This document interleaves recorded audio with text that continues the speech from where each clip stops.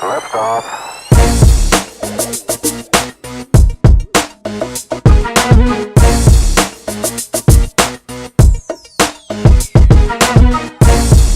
Hey, you found us in the right place. Alongside Troy Tauscher, I'm Rob Werner. Thanks for joining us at Cronkite Sports Live. Yeah, Spencer, it's almost like Arizona State knew that it needed to deliver a sparkling performance, so it would be the story instead of me today. 5 hours and 12 minutes. In that time, you could cook a 22-pound turkey. In 5 hours and 12 minutes, you could drive from Phoenix to Las Vegas. But if you were to bet on ASU baseball's Sunday showdown against Arizona taking that long, you'd better be playing with house money. The series finale was an absolute marathon. And speaking of marathons, 1,900 people completed this year's Phoenix Marathon in under 5 hours and 12 minutes. Ultimately, ASU earned a 17-16 walk-off win to clinch the team's first sweep over the Wildcats since 2009. Alongside ASU junior wideout N'Keal Harry, I'm Rob Werner. And N'Keal, we want to ask you about your first touchdown on the road against UTSA, your freshman year. Can you play this video for us? So N'Keal, what do you remember now watching back on this play? This is the Malone hitting facility, a project that was nearly 5 years in the making and cost just shy of $5 million to complete. When head coach Tracy Smith was hired in 2014, he was eager to get started with this project right away. You can see why.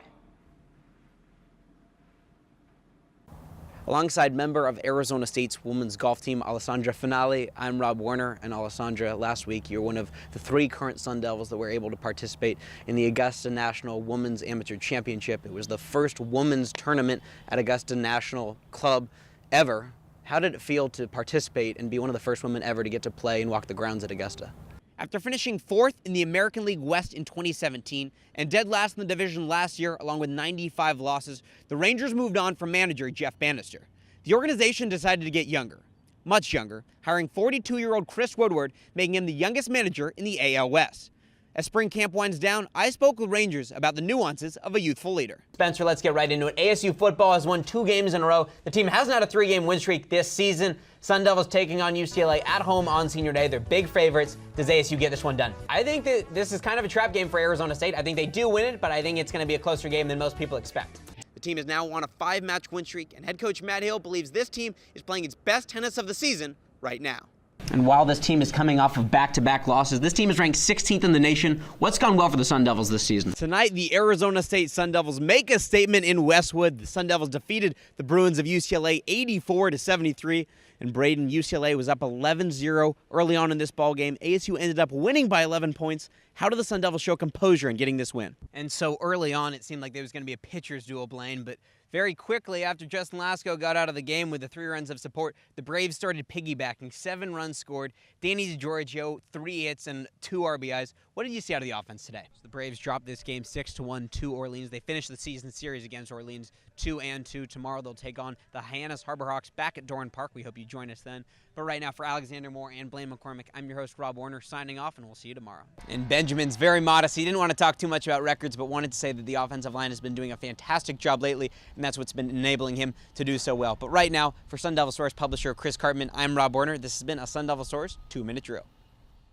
First question for you. 3 ASU programs have made the NCAA tournament in the past month in men's and women's basketball, along with men's hockey. Which of those teams do you think had the best season? Go. And I'm going to go with ASU women's basketball. The ladies made their 6th straight NCAA tournament appearance. This time fell to Mississippi State in the Sweet 16. Charlie Turner-Thorne, the head coach, said that she wanted to make it to the second weekend. They've had trouble doing that over the past couple years. Not this year. They did that. They fell to a tough team in a tough draw. I think they had a great year, and that's my pick. So, Harley, I think that you're going to go after a certain left-handed shooter, potentially in the Western Conference, maybe on the Houston Rockets. I'm going to go with somebody else. I think Barry Bonds is the guy that I think of when I think of ASU in pro sports. The MLB home run king, went to Arizona State and had the freshman home run record before Spencer Torkelson eclipsed that last year. He's my pick, although I think James Harden's probably a little more well-known right now. And now 3 years later, being a junior, you guys are going up against UTSA now. What's it going to be like where you had that first big touchdown on the road, getting to face them the first game back here? Tuesday was a rare night for the 7th-ranked Arizona State Sun Devils. The nation's hottest team at 25-1 fell to a Long Beach State team that had lost 9 games in a row and came into the game with an overall record of 3-23. Arizona State's pitching struggled early on, giving up 9 runs in the first 2 innings, and the early deficit proved too much to overcome. So your freshman year, your first year of the program, you get to play at Augusta National. I know some of the players have been in this program for 4 years and haven't got to do that. What's it like for you to come in right away and get that opportunity? I'm going to go with baseball, and that I think is going to be the unpopular opinion right now. Yeah, I think it is. Because of the recent struggles, but I think this program has the reputation that might allow it to get out of this rut it's been in a little quicker. Trisha Ford has had a great time so far with ASU softball, but a couple key players have left this season. I'm curious what this team looks like this year. And Jacob, Junior, Cameron Craig was someone ASU was expecting big things from this year, but Grant House has really stepped up for ASU this year. What has he done so well? And so, as I mentioned, Kiana Ibis, the heartbeat of this team, the leading scorer, blocker, and rebounder on this team, is departing as she graduates this year. What was her impact this year and overall at ASU? And with a positive winning season like this one for the Sun Devils, how can this help recruiting for Graham Wingworth and company? Augusta National has a long history of being one of the best golf courses in the world, but also excluding women. So how was it for you getting to be among some of the growth of just the sport and seeing women play there? Welcome into the Born Braves pregame show. I'm Rob Werner, and right now I'm joined by UConn relief pitcher Jacob Wallace. Jacob, this past year for UConn, you were in the setup role. How did that kind of prepare you to be the closer here? And you guys made it pretty far, obviously, to the College World Series as a team, Texas Tech. What was it like being a part of that your first year? And Edwards said that in all these games, wins and losses have been the result of just a few plays. What were those plays against Washington? And so before this weekend, ASU was coming off a loss on the road to Stanford, just 2-2 in conference play. And this week against two good teams in Oregon State and Oregon, you get a Pac-12 sweep. What does this mean going forward for this team? Danny, I want to talk to you about the beginning of your Louisville career, and it got off to just kind of a brutal start. 3 games in, you tore your labrum on a diving play. How tough was it having to sit out your freshman year? And your sophomore year, this past year, you came out, you hit .331, one of the leaders of a team that won 45 games and made it to a regional. How satisfying was that after the year you had to sit out? After practice, offensive coordinator Rob Likens was talking about ASU's dominant win over Utah, saying that he thinks it might be the best passing and rushing performance ASU's offense has had this whole year. What did he say about that? In Bourne, you've been the closer here. 8 innings so far in the season, 16 strikeouts, just 4 walks. How have you been able to be so dominant? Like you said, you've never dreamed of doing something like this, going 5 for 5. Doing it in a league like this where the talent is so great, does that make it a little sweeter? Wild night in Tempe as the Arizona State men's basketball team defeats the Oregon Ducks 78-64. Alongside Braden Bell, I'm Rob Werner. And Braden, this was a very close game all the way into the second half, but the Sun Devils went on a 19-0 run. What enabled that? And so you just got here a couple days ago. 3rd game played now today, 3 hits. How are you able to gel with this team so well? Welcome back into Tomahawk Talk. The Braves end the skid tonight. They win 6-3 over the Whitey Red Sox. I'm joined alongside Alexander Moore and Blaine McCormick.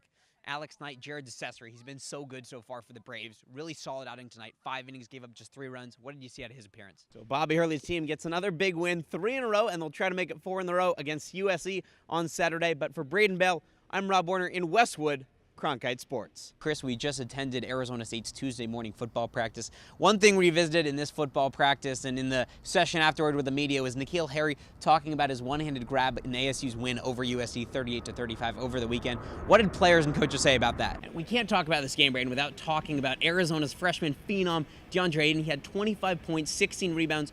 What is so special about Ayton? Tonight at the Galen Center, the USC Trojans defeat the Arizona State Sun Devils 69-67, courtesy of a Benny Boatwright game-winning 3-pointer with just about 11 seconds to go. Braden, ASU was so close to a weekend sweep on the road, something the team hasn't done since 2010. This has to be a tough loss to swallow. 81 points tonight for the Sun Devils, Braden. 41 coming off the bench. Who specifically was so great off the bench that helped the Sun Devils get this win? So dominant win against UCLA on Thursday night, but on Saturday tonight, ASU just could not defeat the USC Trojans, couldn't close out the game.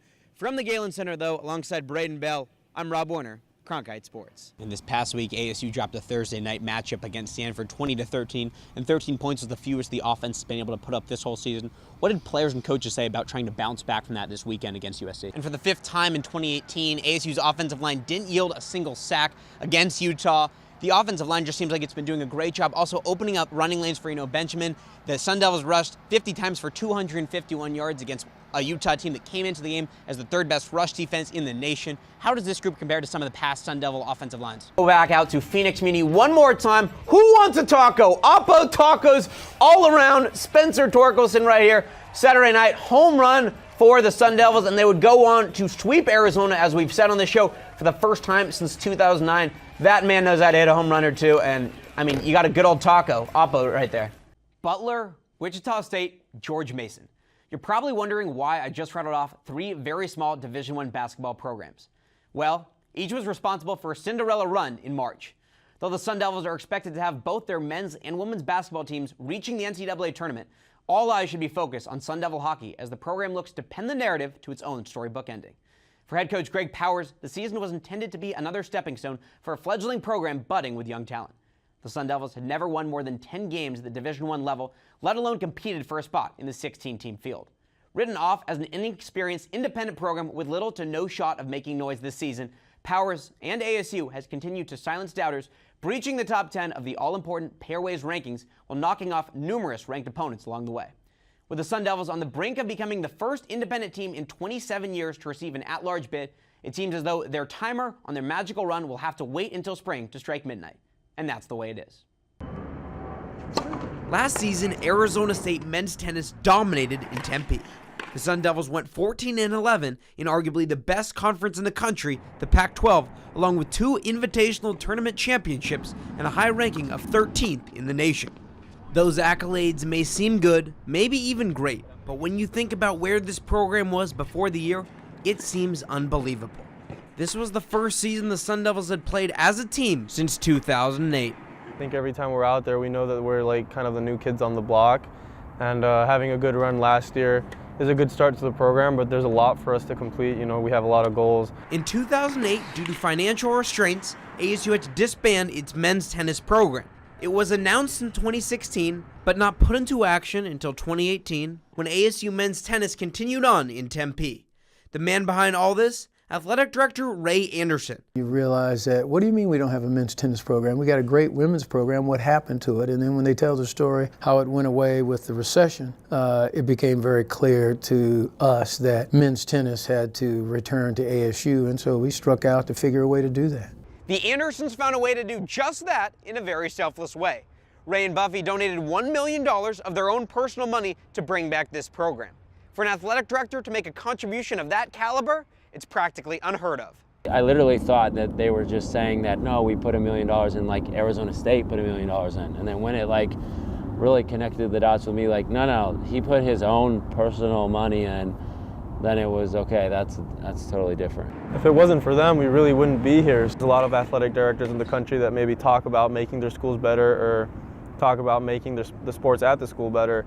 And I really believe in that actions speak louder than words. So when Ray speaks, it's nice, but he also backs it up with his actions. And of course, we feel that this is a very unique experience. The Andersons weren't only passionate about the sport of tennis, but as the recently hired athletic director, Ray felt it was important to help make this impact. When we knew it was something that needed to be done, we had the discussion between us, because that's a big financial commitment. But it was the right thing to do for the right reasons at the right time in a sport that we both loved. And so, you know, you lead by example. Buffy and Ray felt it was the right thing to do to bring back men's tennis. And to the Sun Devil players, Kirkman says their impact will never fully be understood. Not many people in college athletics or in the world would do something like that. So for someone to really take something personal out of their life and put it into yours, makes you feel very special. The success of the recently reinstated team is refreshing for the Andersons to see. And Buffy said as soon as Hill was hired, she knew something promising was in store. He is a very special person, and how he started this program running. I mean, no hesitation, no next season, no getting ready, just boom, here it is. In year one of a new era of ASU men's tennis, the first season back got started with a bang. And in a way, it seems that Hill and the team is showing the Andersons what their faith could lead to. Not many sports are usually brought back, they're cut. So anytime we're off in California competing against the higher ranked California schools, you know, he reminds us why we're here, who we're competing for, you know, the Fork, Arizona State. It's more than just a sport. Who ASU men's tennis is competing for? The athletic director and his wife that brought the program back to Tempe, and the continued and enhanced on-court success of tomorrow they feel is closer and closer by the day. In Tempe, Rob Werner, Cronkite News.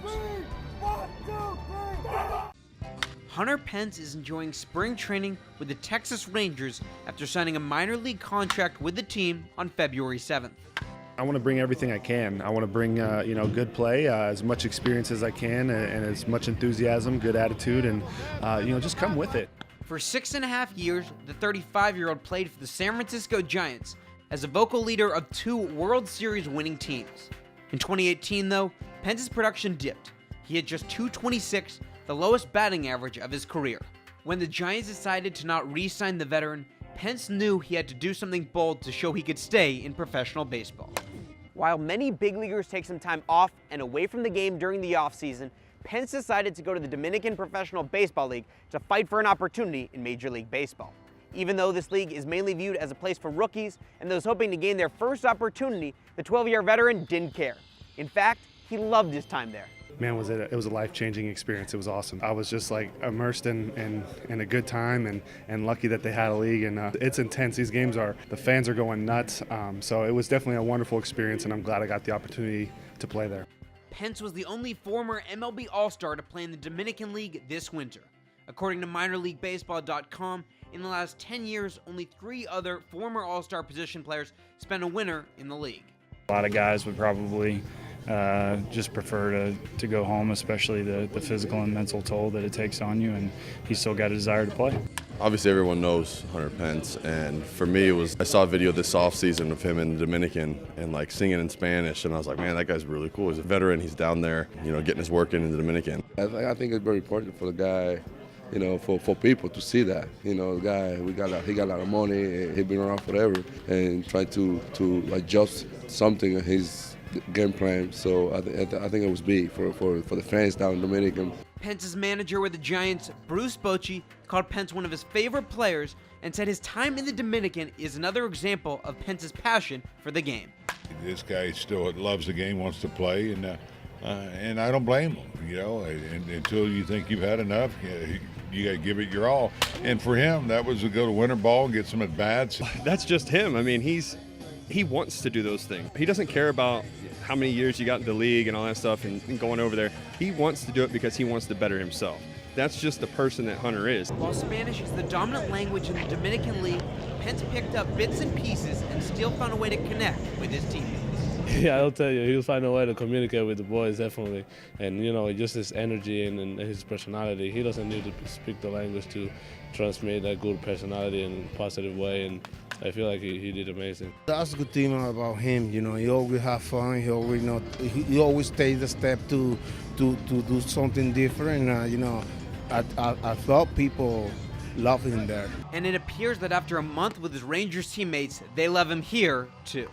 And you see a guy who's a veteran who, at the end of the day really doesn't have that much to prove anymore. I mean, he's already won rings. He's already been there, done that, and he's out here, first one here, busting his ass every day. It's pretty impressive to see that. For Pence, he didn't view going to the Dominican League as anything extraordinary. He even feels fortunate to have played there. Trying to reinvent myself, improved, change my swing a little bit, and to have such a good level of competition in a league that's put together as good as that. It was a beautiful opportunity. I was very lucky to get out there and play ball. Now, with the Dominican League experience, Pence hopes the winter he spent helps him make the Rangers' opening day roster in his 13th season. Reporting in Surprise, Arizona, Rob Werner, Cronkite Sports Report. That's going to do it for this edition, though, of Cronkite Sports Live. Thanks very much for tuning in. For Spencer Hardenberg, I'm Rob Werner. Same time, same place next week. We hope you join us then.